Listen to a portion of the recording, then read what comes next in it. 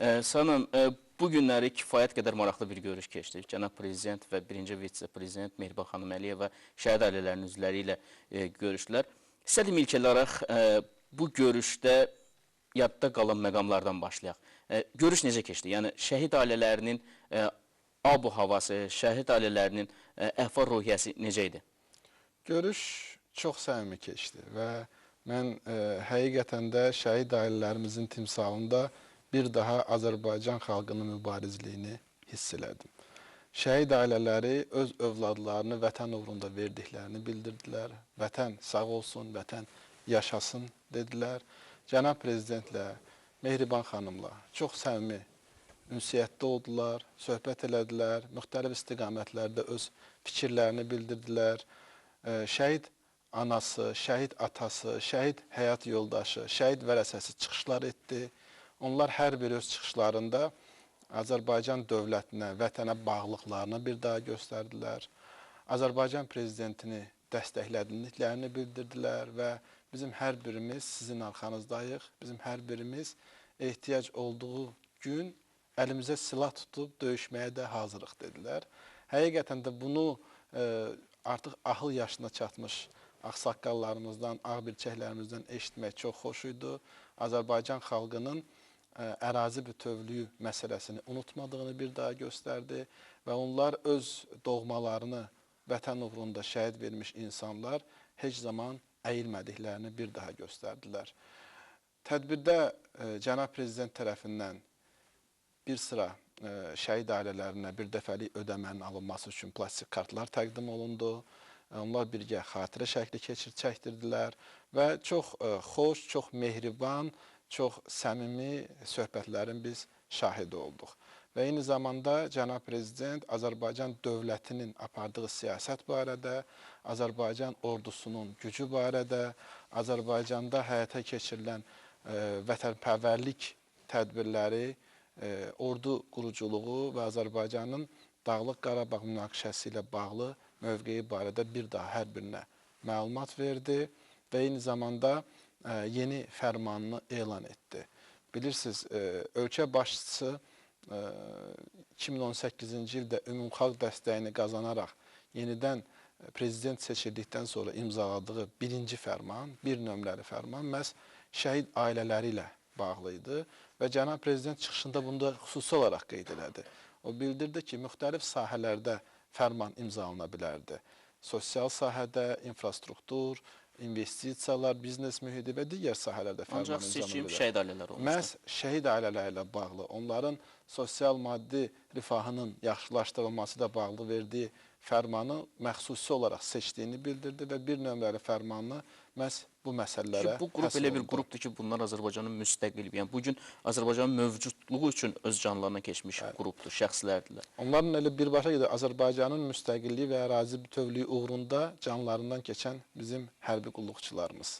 Sanırım, yəni görüşdə kifayət qədər maraqlı bir görüş keçdi. Ancaq xeyli mesajlar və eyni zamanda müjdə də var. Əsas müjdə ondan ibarət idi ki, əlavə 2725 şəhid ailəsini əhatə edən bir dəfəlik yardımların verilməsidir. Ümumiyyətlə, bu fərmandan sonra neçə şəhid ailəsinə bu yardım veriləcək və ümumilikdə bu nə qədər vəsait tələb olunacaq buna? Qeyd etdiyim o bir nömrəli fərman çərçivəsində bizə tapşırılmışdı ki, müxtəlif dövlət qurumlarından siyahıları toplayaq və vahid ümumi siyahını hazırlayaq. Aparılmış iş nəticəsində biz 9543 nəfərlik vahid siyahını tərtib etmişdik və bu vahid siyahı üzrə ödənişlərin həyata keçirilməsi üçün çox şəffaf və səmərəli bir mexanizm, elektron proqram təminatı yaradılmışdı və məmur təması olmadan artıq oktyabr ayının 9-undan başlayaraq biz vətəndaşlarımızdan sənədlərin qəbuluna başlamışdıq.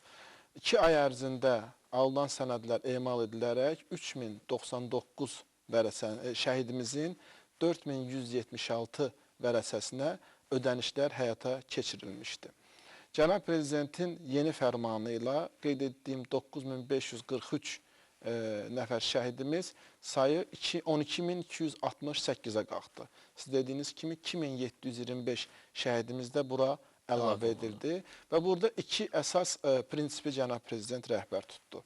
özü dediyi kimi bizim siyasətimizin əsası humanizm və sosial ədalət prinsiplərinə rəhbər tutmalıdır, onlara əsaslanmalıdır və bu prinsipləri rəhbər tutaraq ilk öncə 461 nəfər ərazi bütövlüyümüz uğrunda canından keçən polisimizi də bu fərmanın əhatə dairəsinə daxil etdi. Ya bununla da cənab prezident göstərdi ki, hər bir kəs ölkə prezidentin siyasətinin əsas mərkəzində dayanır. Bir mənalı olaraq heç bir belə deyək, şəhidimiz unudulmur, hər birinin sosial müdafiəsi ölkə başçısının diqqət mərkəzindədir. Və 461 bizim şəhid polisimizin vərəsələri bu fərmanın əhatə dairəsinə daxil edildi. Eyni zamanda 2264 şəhid hərbi qulluqçumuz var idi ki, Azərbaycan Respublikasının müstəqilliyindən 97-ci ilin avqustun 2-dək şəhid olmuşdu. Bu şəxslərin vərəsələri müxtəlif dövrlərdə sığorta ödənişini almışdı. Amma sığorta ödənişinin məbləği kiçik bir məbləğ idi. Cənab Prezident onu da vurğuladı ki, biz bunu nəzərə aldıq ki, 50.000 manat 92-97-ci illərdə vəsait almış ailələr idi və 50.000 manatın da o dövrlərin, müxtəlif dövrlərdə məzənnələrinə baxdıqda bu 20-50 dollar məbləğində cəmi bir vəsait edirdi. Ona görə də Cənab Prezident bir daha humanizm və sosial ədalət prinsiplərini nəzərə alaraq yeni fərmana məhz bu kateqori insanları da şamil etdi və yeni fərmana əsasən 2264 şəhid hərbi qulluqçumuzun vərəsəsinə də 11.000 manat məbləğində vəsait ödəniləcəkdir. Beləliklə, iki fərmanı birgilikdə götürsək, bu mexanizm çərçivəsində 12.268 şəhidimizin deməli vərəsələri əhatə olunacaqdır. Onlardan qeyd etdiyimiz kimi 3099 şəhidin 4200 vərəsəsinə vəsait ödənilmişdir. Digər isə 9169 şəhidimizin vərəsələrinə isə vəsait məhz bu il ərzində ödəniləcəkdir. Böyük bir maliyyə vəsaiti ayrılıb bunun üçün. Nə qədər 135 milyon manat bu deməli proqramın, bu mexanizmin maliyyələşdirilməsinə vəsait nəzərdə tutulur və Cənab Prezident də bəyan etdi ki, dövlət büdcəsindən bu vəsait ayrılacaqdır və qeyd etdiyim kimi 12.268 şəhidimizin hər birinin vərəsələrinə 11.000 manatlıq vəsait ödəniləcəkdir. Samim, əgər birinci sərəncamdan sonra, yəni proqram təminatının hazırlanması müəyyən bir vaxt sərf olunmuşdu. İkinci sərəncamdan sonra artıq bu vaxta ehtiyac yoxdur. Heç bir vaxta ehtiyac yoxdur. Proqram təminatı yoxdur. hazırdır. Yəni qısa müddət ərzində sənədlərin qəbuluna start veriləcək. Artıq Cənab Prezidentin fərmanı bugün dərc olundu və dərc olunan kimi də qeyd etdiyim o 2264 şəhid hərbi qulluqçumuzun bu vərəsələrinin bu vəsaiti almaq hüququ elektron sistemdə artıq öz əksini tapıbdır. Onlar bugündən etibarən müraciət edə bilərlər. 461 nəfər polis şəhidimizin vərəsələri ilə bağlı isə biz düşünürük ki, çox qısa bir müddətdə, yəni bir həftəlik bir müddətdə bu prosedur yekunlaşdıracaqlar və bir həftədən sonra da onlar da müraciət edə biləcəklər. Yəni bugün bu iki fərman əhatə dairəsi götürdükdə 12.268 şəhid polislərimizin vərəsələri istisna olmaqla digərləri artıq bugündən tam şəkildə müraciət edə bilərlər. Şəhid polislərimizlə bağlı isə bir həftəlik təqribən bir proqram təminatı hazırlanacaqdır və düşünürəm ki, artıq gələn həftənin ortalarından etibarən onlar da müraciət edə biləcəklər. Ümumilikdə hər iki sərəncamın tam olaraq icrasını hansı müddətdə icra etmək planlaşdırırsınız? Biz 2019-cu il ərzində Cənab Prezidentin fərmanlarını tam icrasını təmin edəcəyik. Yəni 2019-cu ilin sonuna dekabrın 31-nə qədər tam bütün icra ödənişlər ediləcəkdir. Dediyimiz kimi 9169 şəhidimizdir. Yəni təqribən bizim hesabımıza görə ayda 1000 şəhid vərəsəsinin sənədlərini emal edərək biz ödənişləri 9-10 ay müddətində bitirməyi planlaşdırırıq. Əlbəttə, burada vacibi vərəsələrin müraciətidir. Çünki bugün bizim əlimizdə hələ köhnə belə deyək, fərmanın icrası ilə bağlı olaraq təqribən 1100 sənəd var emalda. Onlardan 500-ü artıq yekunlaşdırılıb. Biz sabah ödəniş qərarının qəbul edilməsini gözləyirik. 500 şəhidimizin vərəsələri ilə bağlı. Ondan sonra fevralın ilk 10 günündə də növbəti 500 vərəsəmizlə bağlı qərarlar veriləcəkdir və növbəti sənədləri biz gözləyəcəyik. Burada tamaşaçılar da baxırlar, yəqin ki, aralarında şəhid ailələri də var. Onların üzərinə müəyyən bir məsuliyyət düşür. Yəni, dəqiq və vaxtında dolğun informasiyanı həmin proqram təminatı vasitəsilə Əmək və Əhalinin Sosial Nazirliyinə verməlidirlər. Onlar bugün artıq Nazirliyin saytında mərhum şəhidimizin adın, soyadın, atasının adını yazmaqla onun haqqında məlumatı görəcəklər və görəcəklər ki, vəsaiti almaq hüququ onların təsbit olunubdur. Ardınca vərəsələr mülki məcəllərin tələblərinə uyğun olaraq öz vərəsəlik hüquqlarını təsdiq etməlidir. Yəni, çünki şəhid rəhmətə getdikdən sonra onun bir neçə vərəsəsi ola bilər.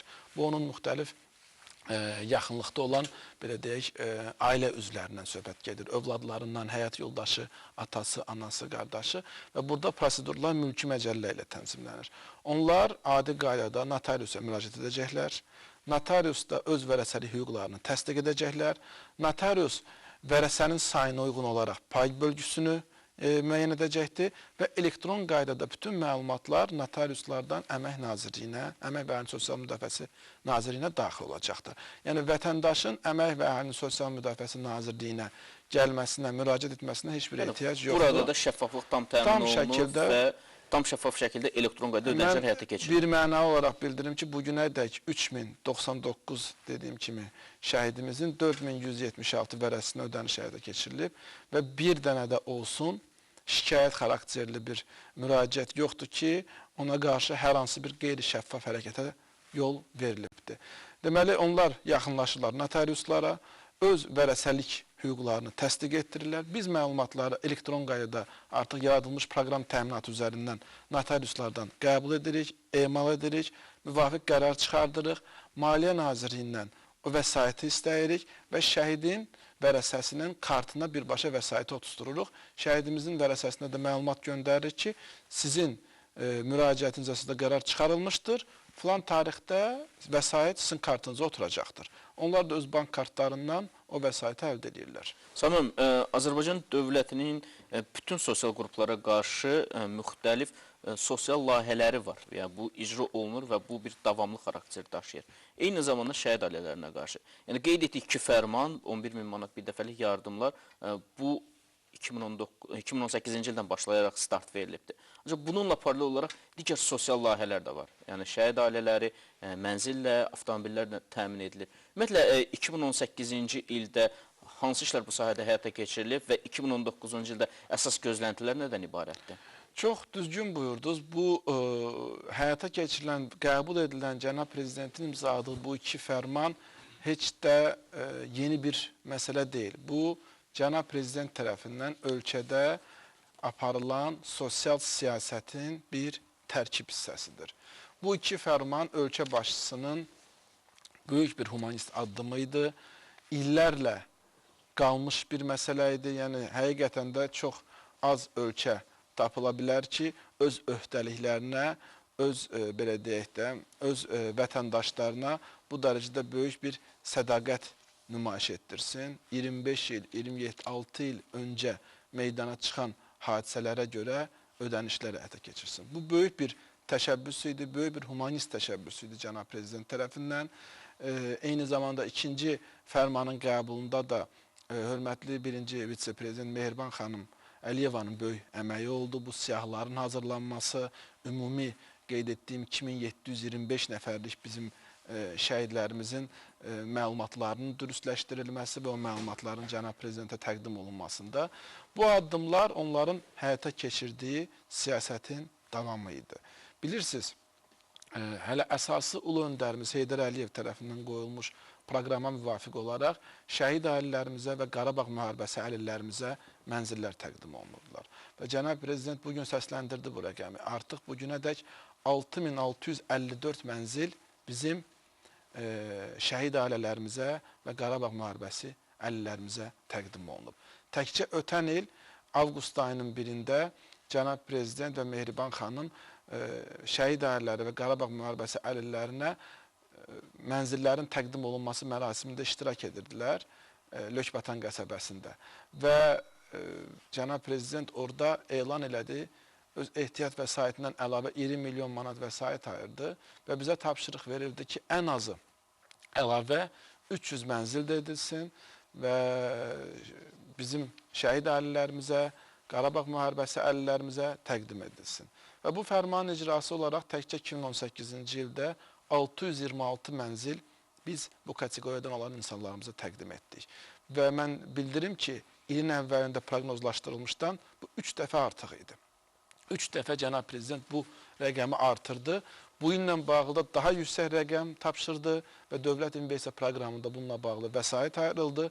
Bu il ən azı 800 şəhid ailəmizə və müharibə əlillərimizə biz mənzillər təqdim edəcəyik. Digər bir istiqamət olaraq müharibə əlillərinə avtomobillərin təqdim olunması. Keçən il bu mənada da çox əlamətdar il oldu və 265 müharibə əlillimizə avtomobillər təqdim edildi. Və son təqdimatda cənab prezident şəxsən iştirak edirdi. Maraqlıcı bir məqam var ki, son təqdimatda Made in Azərbaycan markası altında istehsal olunan avtomobillər Bəli, təqdim olundu. avtomobillər Xəzər avtomobilləri idi. Cənab prezident özü şəxsən onu sürdü, yoxladı, çox bəyəndi və həqiqətən də müharibə əlillərimiz çox böyük razılıqlarını bildirdilər. Bu il də bu proqram davam edəcəkdir. Ümumiyyətlə mən bildirim ki, 6144 avtomobil bugünədək müharibə əlillərimizə təqdim olunubdur. Bu proqram da davam edəcəkdir və növbəllik əsasında bütün müharibə əlillərimizə biz avtomobillə təchiz eləyəcəyik. Digər tərəfdən cənab prezidentin müxtəlif müavinatları mütəmadi olaraq artırıldı. Milli qəhrəmanlarımıza verilən, onların ailəsinə verilən müavinatın məbləği artıq aylıq olaraq 1500 manata çatıbdır. Ayda 1500 manat onlara müavinət verilir. Şəhid ailələrimizə müavinətlə bağlı olaraq cənab prezidentin bugün tapşırığı oldu. O müavinətin də genişləndirilməsinə dair təkliflərin hazırlanmasını bugün bizə tapşırdı. Aylıq olaraq 242 manatda onlara müavinət ödənilirdi. Müharibə əlillərimizə müxtəlif məbləğlərdə müavinətlər ödənilir. Eyni zamanda şəhid ailələrinin, müharibə əlillərinin övladları ödənişli təhsil aldıqda onların təhsil haqqı dövlət tərəfindən ödənilir. Bu proqram yenə davam etdiriləcək. Bəli, bunların hamısı davam edəcəkdir və cənab prezident bugünkü görüşün nəticəsi olaraq bizə verdiyi tapşırıqda məhz bu kateqoriyadan olan insanlarımızın həyat şəraitinin daha da yaxşılaşdırılması üçün müxtəlif təkliflərin hazırlanması, bu təkliflərin ona təqdim olunması olur. Yəni, dolayısıyla Azərbaycanın həyata keçirdiyi sosial siyasətə heç bir ayrı seçkiliyə yol verilmir və Azərbaycanın həyata keçirdiyi sosial siyasət hər bir sosial qrup, hər bir vətəndaş üçün əlçatandır. Bir mənalı olaraq bütün əhalimizi, bütün sosial təbəqələrimizi əhatə etməyə çalışırıq. Bəzi hallarda pozitiv diskriminasiyaya yol veririk. Xüsusi olaraq məhz müharibə əlilləri ilə bağlı, şəhid ailələri ilə bağlı cənab prezidentin mövqeyi hər zaman olur ki, onlara daha yüksək diqqət Bu da anlaşılandır. Bunu cəmiyyətin digər üzvləri də qəbul etməlidirlər ki, bütün təbəqələr qəbul anlayışla qəbul edirlər ki, yəni şəhid ailələri istənilən halda prioritet olmalıdır. Hər kəs ancaq ona şad olur. Mən açıq bildirim, hər zaman hər kəs istənilən vətəndaşımız bu məsələ müzakirə olunan zamanı şəhid ailələrinə, müharibə əlillərinə hər zaman xüsusi yanaşmanı dəstəkləyirlər.